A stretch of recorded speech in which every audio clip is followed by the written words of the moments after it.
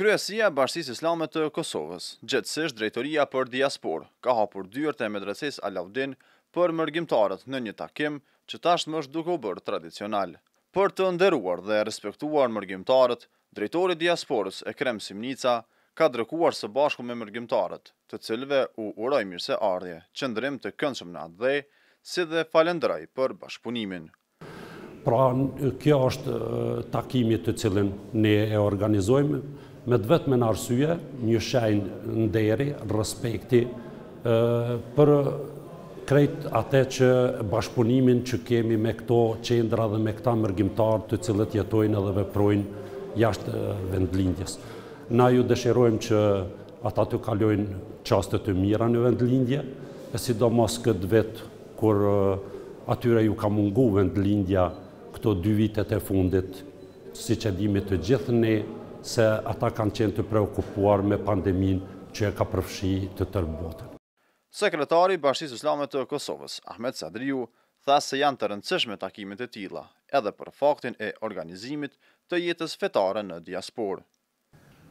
Unë besoj se kemi shumë çka të flasmi, të bisedojmë, të kuvendojmë, të organizohemi, që sa më mirë, sa mënyrë më të organizuar, të punohet, të organizohet dhe të veprohet në vendet atje ku ju jetoni përkohësisht, ku ju atje organizoheni në jetën e juve fetare, në qendrat në cilat ju sot veproni.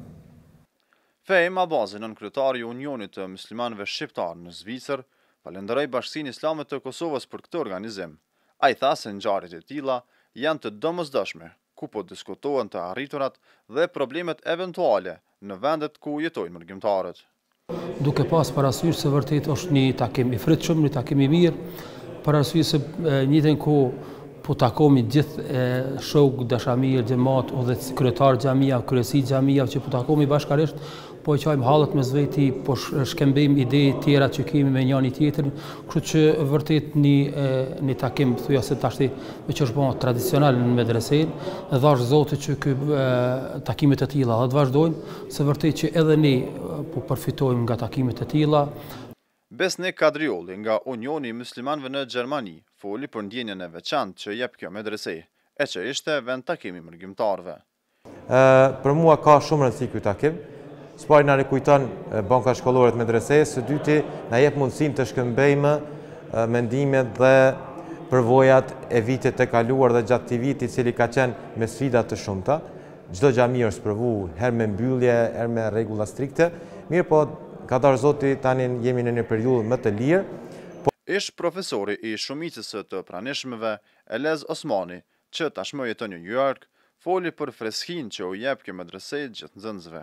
Ai tha se në Amerikë të gjithë bashkëpunëtorët janë integruar në shoqërinë amerikane.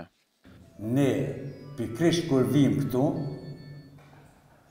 e harrojmë, e rikujtojmë dhe dëshirojmë që rruga për të cilën kemi kalu dhe në të cilën sot jemi këtu, apo objekte apo ndërtesa, është një freski, është një gurë rrethladitshme.